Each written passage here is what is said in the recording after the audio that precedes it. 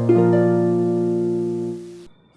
વિદ્યાર્થી મિત્રો, આપણે ચેપ્ટર 9 ઘન પદાર્થના યાંત્રિક ગુણધર્મોની અંદર ચર્ચા કરી રહ્યા હતા. લાસ્ટ ટાઈમ આપણે યંગ મોડ્યુલસના સારા પ્રોબ્લેમ સોલ્વ કર્યા.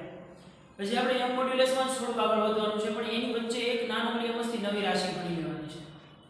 પછી પાછા યંગ મોડ્યુલસના કોન્સેપ્ટમાં થોડા આગળ વધશું.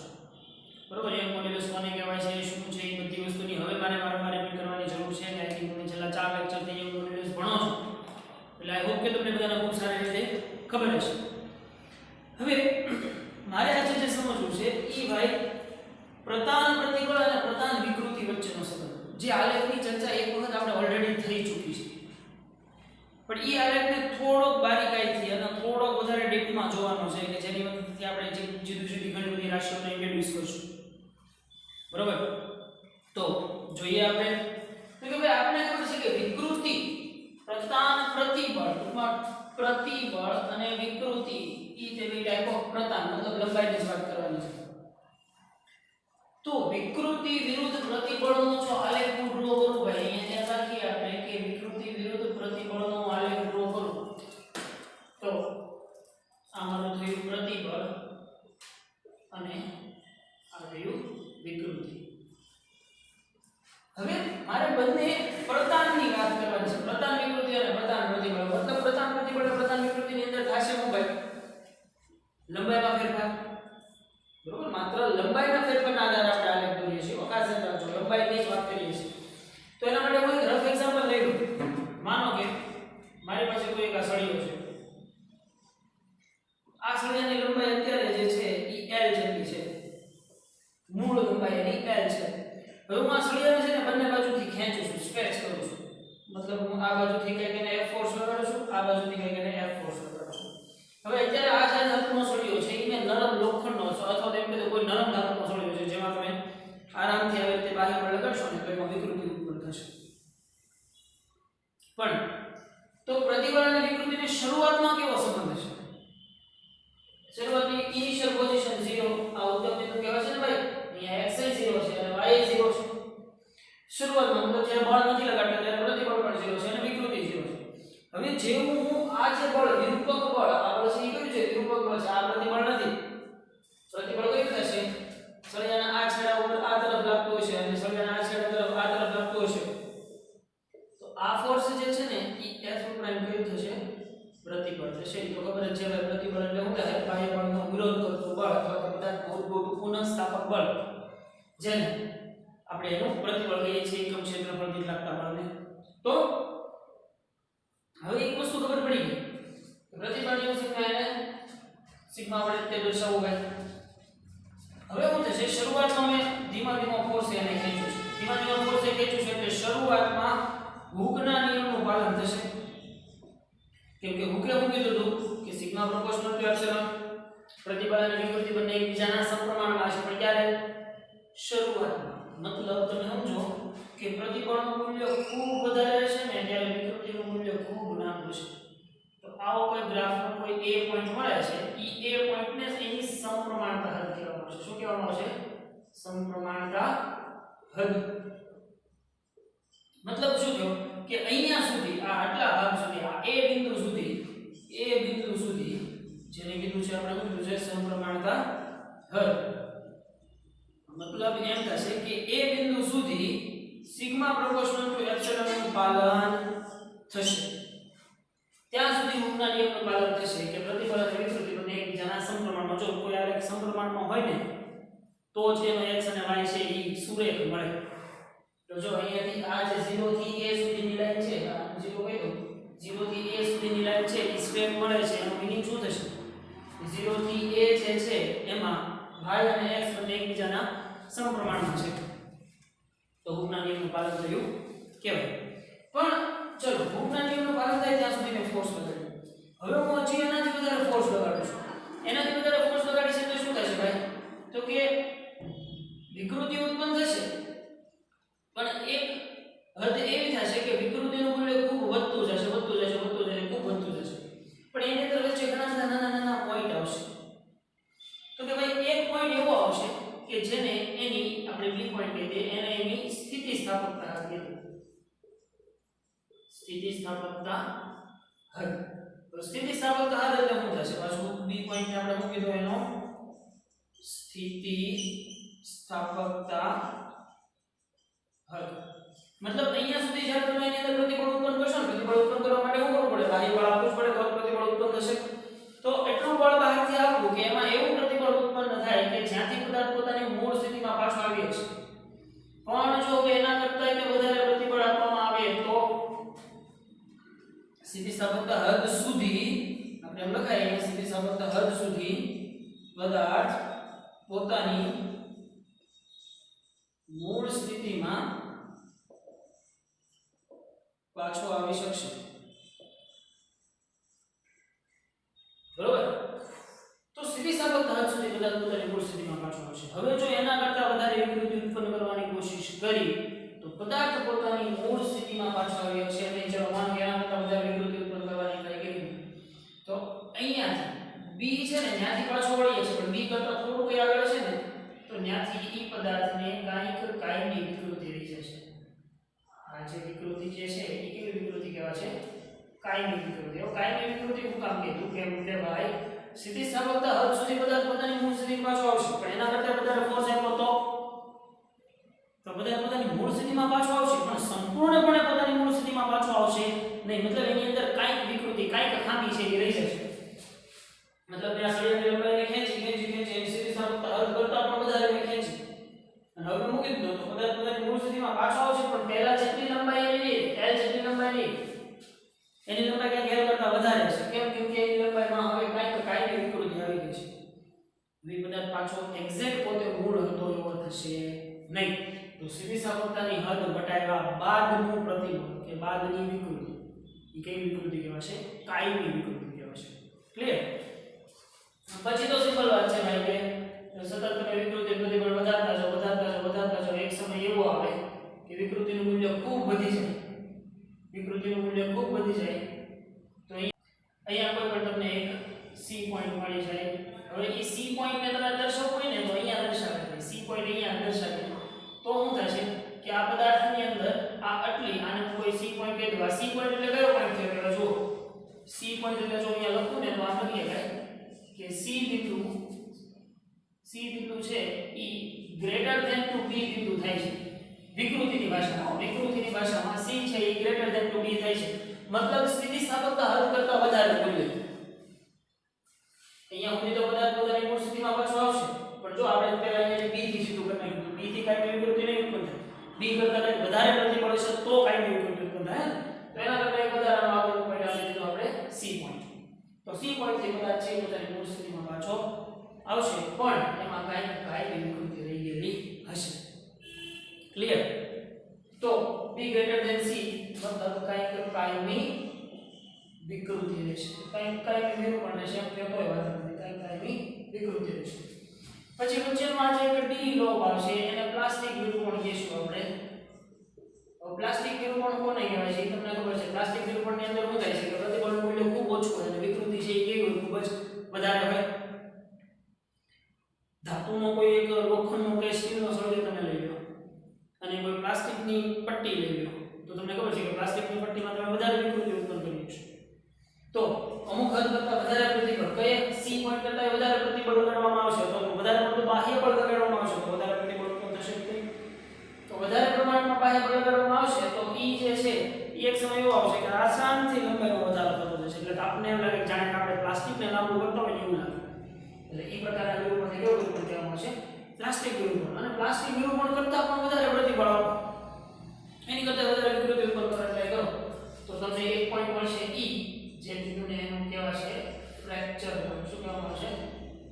Fracture point. ફ્રેક્ચર પોઈન્ટ એ શું થશે ભાઈ કે ફ્રેક્ચર પોઈન્ટ મતલબ પ્રતિબળનું મૂલ્ય છે ને એનાથી તમે આમ જો આ લાઈન ખરેખર નીચે લઈ જવું પડે કે જે જગ્યાએ પ્રતિબળનું મૂલ્ય છે એ 0 થઈ છે અને વિકૃતિ છે એ ખૂબ જ વધી ગઈ. મતલબ પદાર્થ છે એનાથી બ્રેક થઈ છે. તમે ખેંચો છો ખૂબ ખેંચો છો. એક સમય એવો આવે કે પ્લાસ્ટિક જેવું બિહેવિયર કરવા મળે કે ઝડપથી ખેંચવા મળે, ઓછા બળે પણ ઝડપથી ખેંચવા મળે. ત્યારે જો તમે અહીંયા જો પ્રતિબળ છે ધીમે ધીમે ઘટતું જાય તો જ આપણે આરામથી એને ખેંચી શકીએ ને ભાઈ.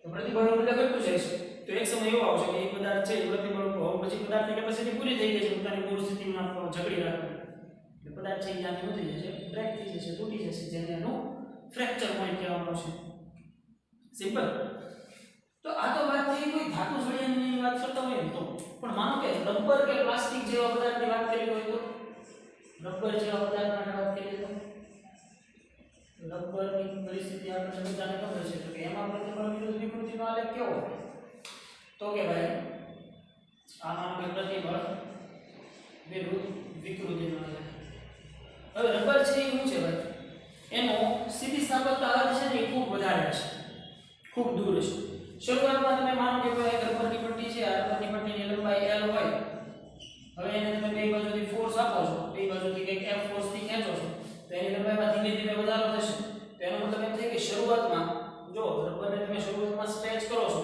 ત્યારે શું થશે કે એનામાં પ્રતિબળનું મૂલ્ય ખૂબ ઓછું ઉત્પન્ન થશે મતલબ જો શરૂઆત રબરને તમે ખેંચો તો તમારી જ્યારે ઓછી લંબાઈ વધશે ત્યારે તમારે આંગળી ઉપર ઓછો સ્ટ્રેસ પડશે પણ જેટલું વધારે તમે ખેંચશો એમ તમારી આંગળી ઉપર રિવર્સ ફોર્સનો સ્ટ્રેસ છે એ વધતો જશે કે નહીં શરૂઆતમાં ખૂબ ઓછો પછી આગળ જતા ધીમે ધીમે મને હવે જે સ્ટ્રેસ છે એ વધતો દેખાશે તો એ વધતો સ્ટ્રેસ જોવા માટે તમે જુઓ શરૂઆતમાં પ્રતિબળનું મૂલ્ય ઓછું છે એમ કહેવાય છે અને વિકૃતિ ધીમે ધીમે વધતી જશે આગળ જતા વિકૃતિનું મૂલ્ય ખૂબ વધશે અને પ્રતિબળનું મૂલ્ય છે ખૂબ વધશે બરોબર તો પ્રતિબળ છે એ ચેક સુધી વધતું જાય પછી એક સાથે થશે ત્યારે ધનાત્મક સાપેક્ષ પ્રતિબળ 0 વિકૃતિ ઇન્ફિનિટ એટલે એનો ફ્રેક્ચર પોઈન્ટ થઈ ગયું કહેવાય કે તો આવી બેઝિક વાતો છે એ આપણે આજે જોવાની છે ઝડપથી વાંચી જઈએ પછી એના રિલેટેડ દાખલાઓ ઉપર આપણે જઈએ કે પ્રધાન વિકૃતિ અને પ્રધાન પ્રતિબળ વચ્ચેના સંબંધોનો અભ્યાસ કરવા માટે ધાત્રીય તારનો બાહ્ય બળની મદદથી ખેંચવામાં આવે છે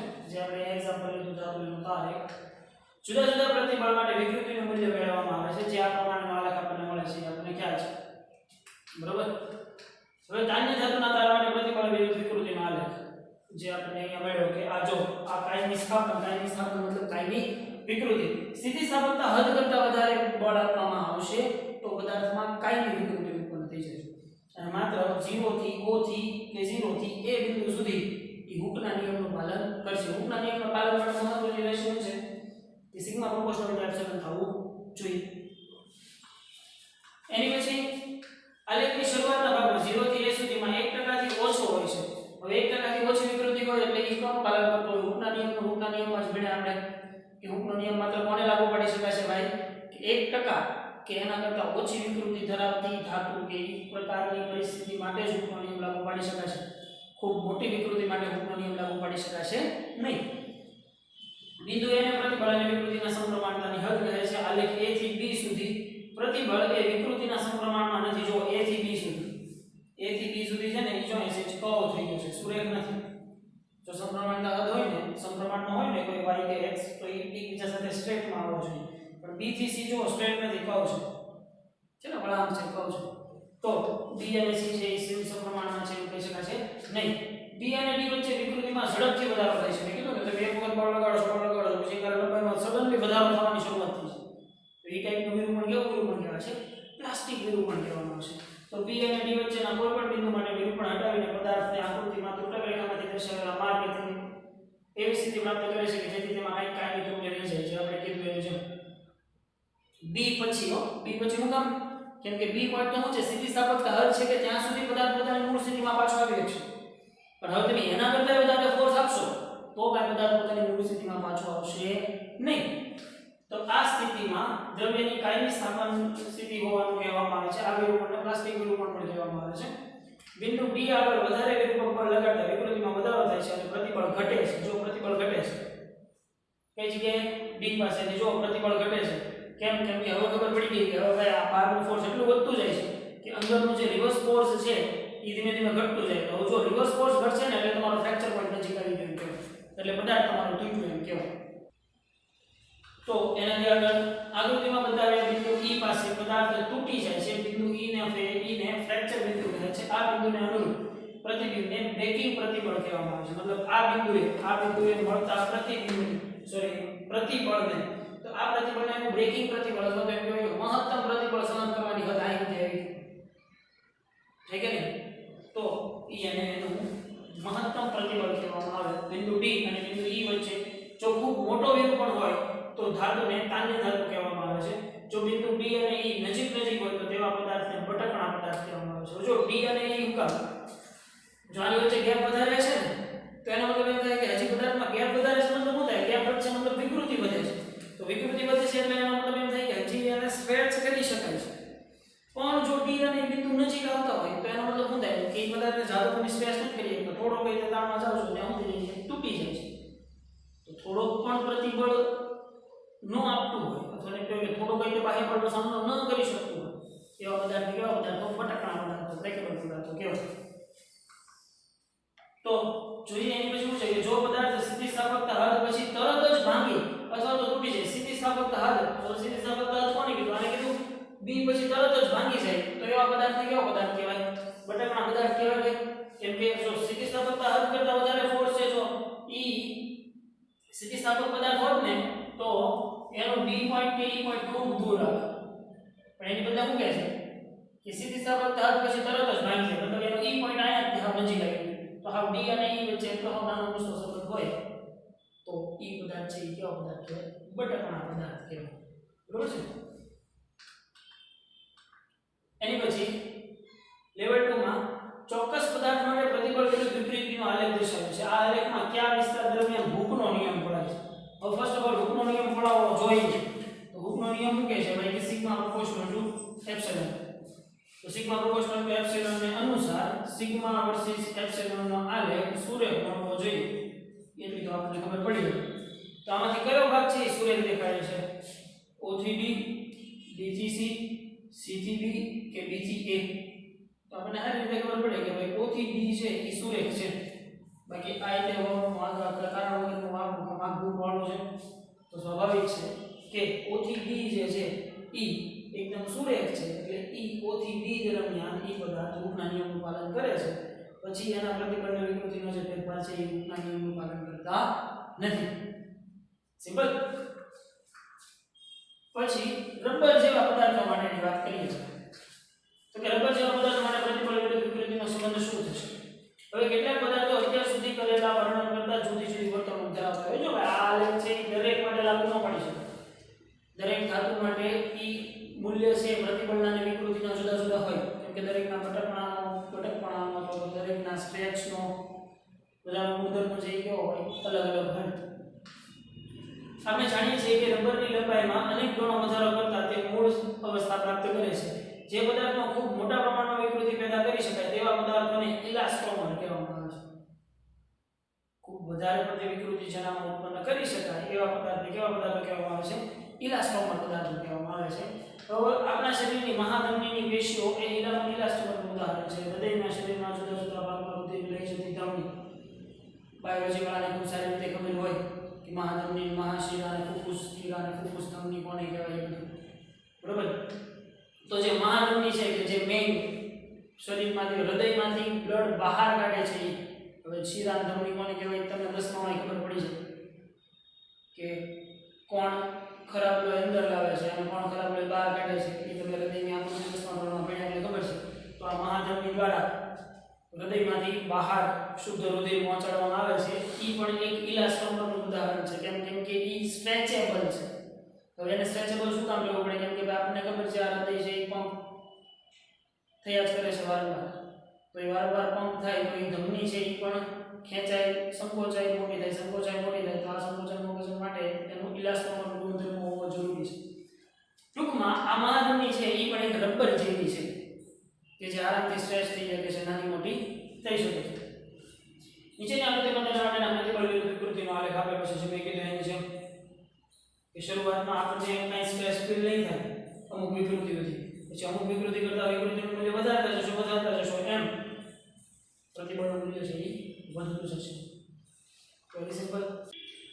હવે જોઈએ ભાઈ લેવલ 1A એનો 16મો MCQ કે L લંબાઈના એક મેટલ વાયરના આડછેદનું ક્ષેત્રફળ A છે અને તેના દ્રવ્યનો યોગ મોડ્યુલસ y છે. આ તાર સ્પ્રિંગ તરીકે વર્તે. જો હવે આ તાર સ્પ્રિંગ તરીકે વર્તે. સ્પ્રિંગ તરીકે કોઈ વસ્તુ ક્યારે વર્તે કે જ્યારે તમે એની લંબાઈમાં વધારો ઘટાડો કરી શકો. તો તેનું બળ અચળાંક. હવે જો આ એક શબ્દ છે ને રાશિ તમારા માટે નવી આવે છે પણ આને ખાસ સમજી લેજો. ઘણા બધા MCQ ની અંદર આ બળ અચળાંક શબ્દ આપણે યુઝ કરશું. સૌથી પહેલા તો બળ અચળાંક કહેવાશે કોને એ વસ્તુ આપણે સમજીએ. તો ખાસ આ વસ્તુ છે એ તમારા મટીરીયલમાં કે કોઈ પણ જગ્યાએ સોફ્ટ કોર્નરમાં લખી નાખજો ભાઈ કે બળ અચળાંક સમજવા માટે માનો કે મારી પાસે કોઈ આ એક l લંબાઈનો સળિયો છે. આ કોઈ l લંબાઈનો સળિયો છે. આ સળિયાને મેં બે બાજુ ફોર્સ આપ્યો અને કંઈક સ્પેસ આપું છું. તો શું થયું છે કે આ સળિયાની લંબાઈ છે ને એ વધીને કંઈક એટલી લંબાઈ થઈ ગઈ. સળિયાની લંબાઈ વધી અને કંઈક એટલી લંબાઈ થઈ ગઈ. હવે આ જે એની લંબાઈનો વધારો છે, હવે આ લંબાઈ કુલ કેટલી થઈ ગઈ કહેવાય જોવો જોઈએ. આ લંબાઈ કુલ l પ્લસ ડેલ્ટા l જેટલી લંબાઈ થઈ ગઈ કહેવાય. કુલ લંબાઈ સળિયાની કેટલી થઈ ગઈ? l plus delta l. તો ડેલ્ટા l જેટલો શું થયો? લંબાઈનો વધારો થયો. ડેલ્ટા l જેટલો લંબાઈનો વધારો થયો ભાઈ.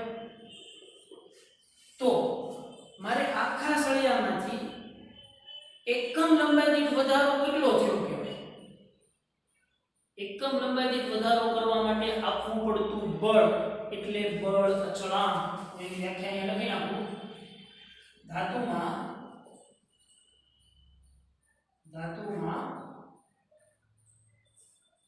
એકમ લંબાઈનો વધારો કરવા માટે આપવા પડતા બળને તે ધાતુનું બળ અચળાંક કહેવામાં આવે છે. તે ધાતુનો બળ અચળાંક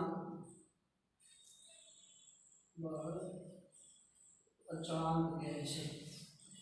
જો તમે સમજી ગયા કે ધાતુના એકમ હવા બળ અચળાંક છે ને એની સંજ્ઞા હું સ્વાભાવિક રીતે કે ધારી લઉં છું.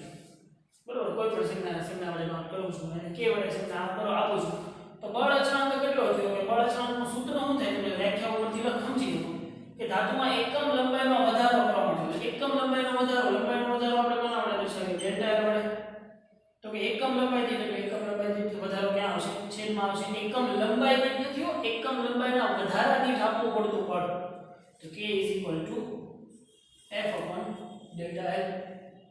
તો આને કહેવાશે એનો બળ અચળાંક k. ફરીથી કહું છું ભાઈ, બળ અચળાંક કોને કહેવામાં આવશે? તે ધાતુમાં એકમ લંબાઈનો વધારો કરવા માટે આપવા પડતા બળને તે ધાતુનો બળ અચળાંક કહેવામાં આવશે. ખાસ આ વસ્તુ યાદ રાખવાની છે, સમજવાની છે. એકમ લંબાઈ દીઠ વધારો કરવો મતલબ કે આ તારમાં માનો મારે ડેલ્ટા l જેટલો લંબાઈનો વધારો કરવો છે તો કેટલું ફોર્સ આપવો પડશે? એને કહેવાશે એનો બળ અચળાંક k. તો હવે તમને અહીંયા એ જ પૂછે છે, પણ યંગ મોડ્યુલસની એ બધાની ભાષામાં પૂછે છે. તો જો થાય છે તો બરાબર k બરાબર f upon delta l, પણ f upon delta l તમારા ઓપ્શનમાં ક્યાંય છે નહીં. તો આપણે f ને કંઈક ફેરવીએ તો એના માટે મને ખબર છે યંગ મોડ્યુલસ y શું થતું હતું ભાઈ? f * l upon a * delta l થતું હતું. યાદ આવે કે નહીં? તો f શું થઈ જશે? તો f થઈ જશે y * a * delta l upon l થશે. f ને સૂત્રનો પતા કરો તો આ બે બાજુ સામેની બાજુ જશે, આ બાજુ છે ક્યાં આવશે? છેદમાં આવશે. તો હવે f ની કિંમત જે છે ને હું આ સમીકરણમાં મૂકું તો k f ની જગ્યાએ તો હું આ સમીકરણ મૂકીશ. શું મૂકીશ? y a delta l upon l અંશનો છેદમાં into delta l. તો delta l કેન્સલ. તો k હું આવ્યું ભાઈ y a by l. તો બળ અચળાંક કેટલો થશે? k y a upon l જેટલો. બરાબર.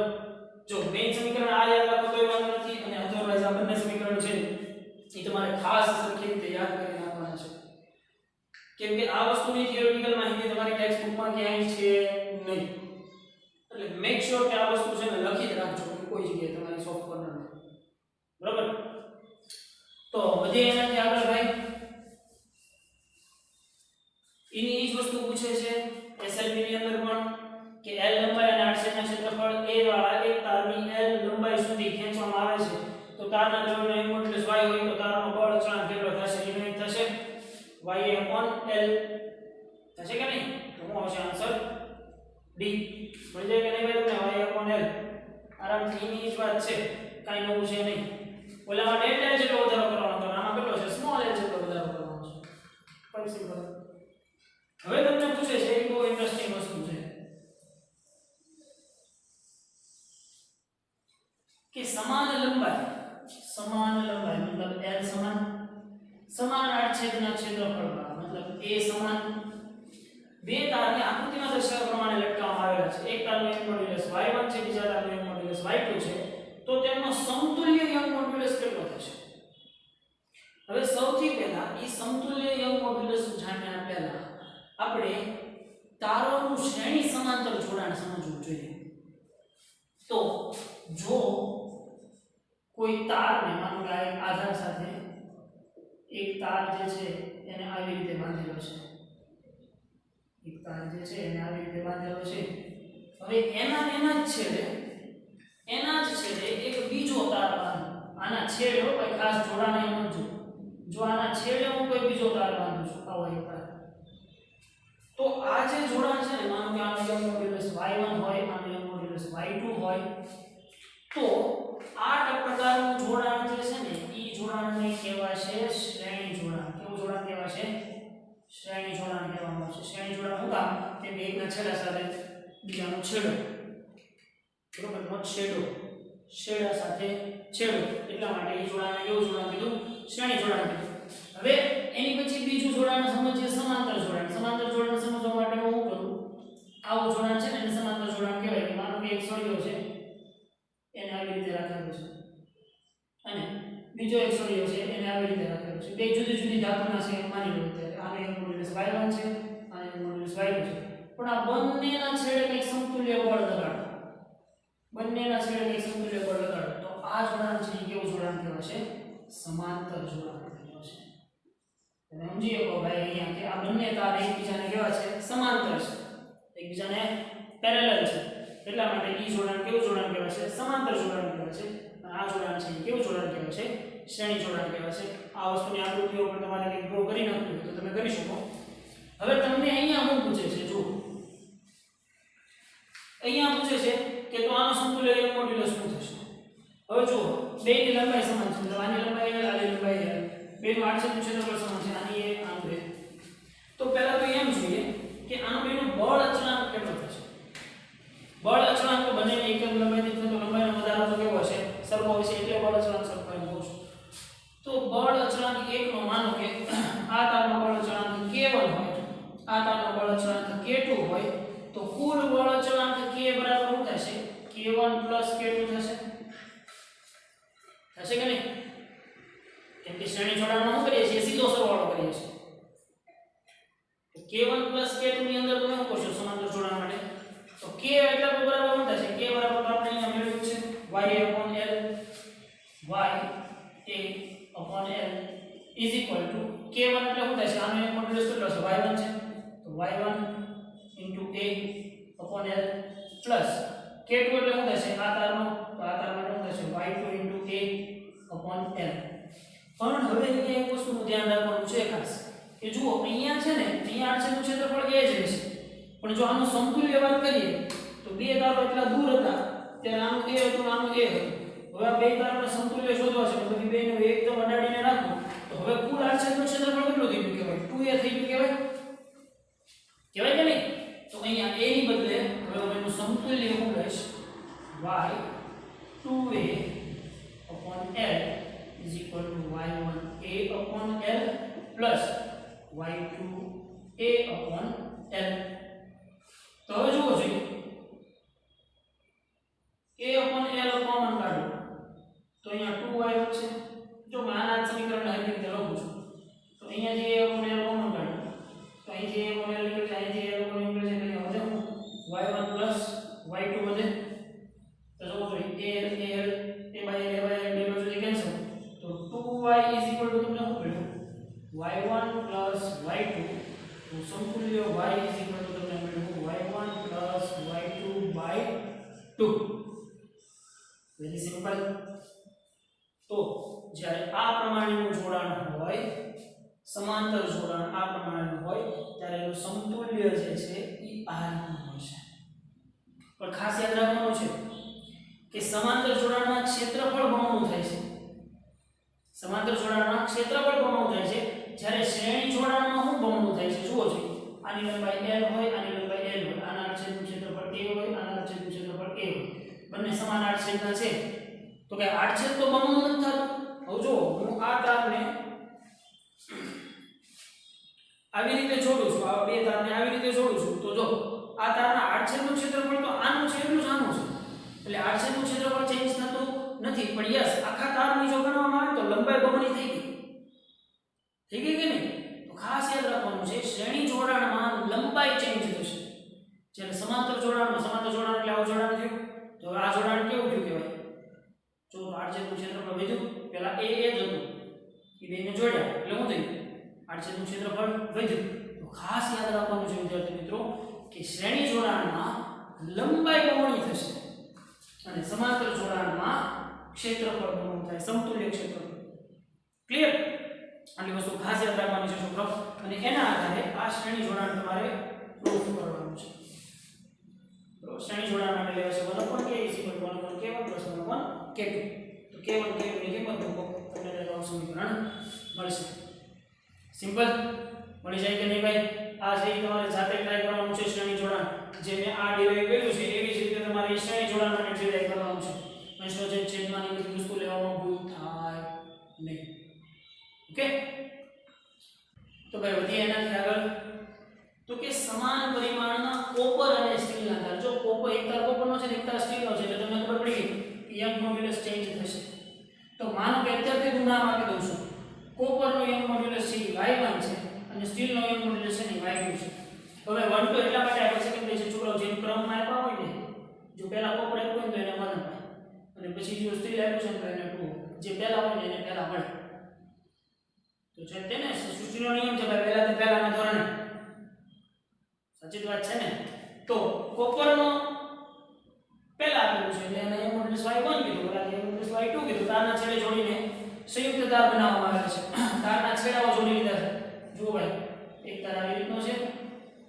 જે કોપરનો છે જેને Cu કીધું બરોબર તો કોપરના તારનો યંગ મોડ્યુલસ કેટલો આપી દીધેલો છે y1 કીધું છે તારના છેડા જોડીને સંયુક્ત તાર એટલે છેડાથી છેડા નોટ છેડાથી છેડા છેડાથી છેડા y2 હવે સમાન પરિમાણ કીધું છે મતલબ આની લંબાઈ બેની સમાન હશે અને આડછેદનું ક્ષેત્રફળ બંનેનું કેવું છે સમાન હશે સમાન પરિમાણ કીધા એટલે આ સંયુક્ત તારના છેડે વજન લટકાવતા આ તારના છેડે વજન લટકાવતા લંબાઈમાં થતા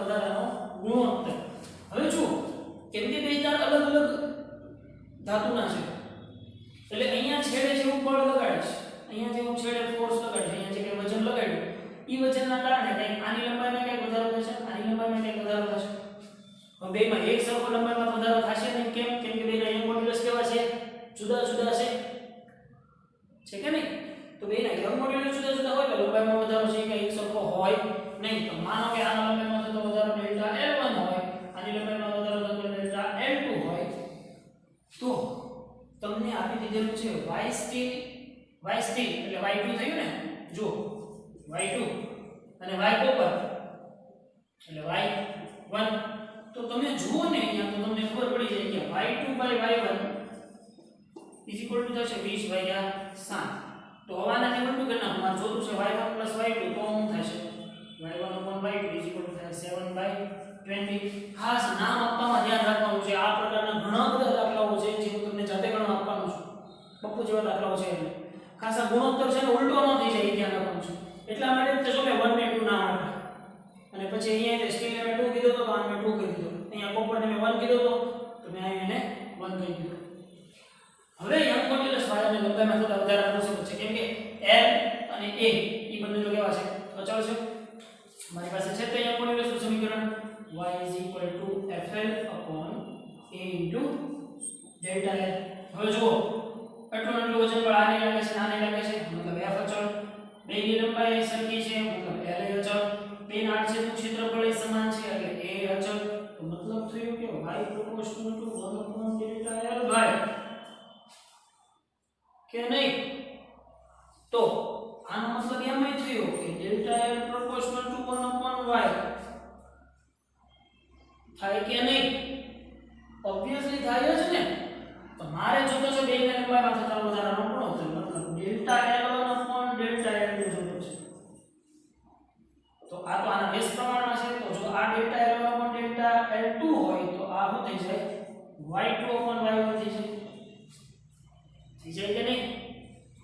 y2 upon y1 શું થાય જોવો જોઈએ આપણે અહીંથી મેળવ્યું y2 upon y1 થાય 20/7 તો delta L1 upon delta L2 is equal to તમને મળશે 20/7 અથવા તો જેને કહેવાય છે 20/7 કહી શકાય કે નહીં તો શું આવશે તમારો આન્સર ઓપ્શન એ ખાસ છોકરાઓ આમાં તો 20/7 નું 20/7 આવી ગયું પણ તમને અહીંયા જો એમ કીધું તો y copper is equal to 20/7 y steel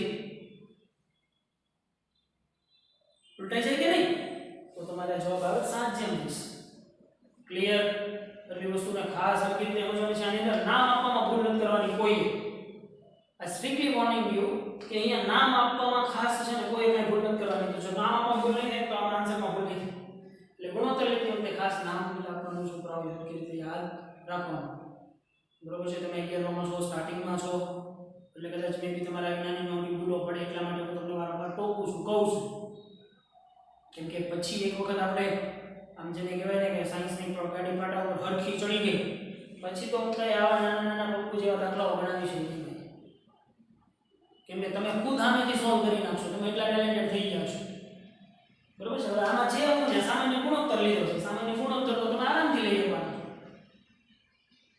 બરોબર ને પણ ફર્સ્ટ ટાઈમ છે એટલા માટે આપણે બહુ કેરફુલી સમજીએ છીએ નાની મોટી વસ્તુઓનું છોકરાઓ ખૂબ સારી રીતે ધ્યાન રાખવાનું બરોબર છે મેં તમને પહેલા પણ કીધું તો હજી પણ કહું છું આઈ હોપ કે તમે બધા રોજનું રોજ કમ્પ્લીટ કરી જ નાખતા હશો અને રોજનું રોજ કમ્પ્લીટ કરી જ નાખવાનું બરોબર છે કે પછી એક દિવસ નવરા થઈને બે એમ બધું એક આરે તો એક દિવસ આપણે એક આરો એક દિવસે બે દિવસનું ખાઈ લઈએ ન ખાઈ શકાય તો ભણવાનું પણ એવું જ છે કે આપણે એક સાથે એક દિવસે બધું ન કરી શકીએ બરોબર એટલે રોજ રેગ્યુલર જે પ્રમાણે તમારા લેક્ચર્સ આવતા હોય એ પ્રમાણે લેક્ચર્સ લઈ અટેન્ડ કરી હોમવર્ક લખી અને કન્સેપ્ટ છે ક્લિયર કરવાના ક્લિયર ને તો મળીએ યંગ મોડ્યુલસના તમને એમ થશે કે સાહેબ યંગ મોડ્યુલસ બહુ કરી હોય હજી એક યંગ મોડ્યુલસના આનાથી પણ વધારે થોડા ડીપમાં પાછા ઉતરશે તમને એમ થાય છે ડીપ કરતા કરતા તો પાતાળ લોક તો આવી ગયું તો આપણે સાયન્સમાં પાતાળ લોક સુધી પહોંચવાનું છે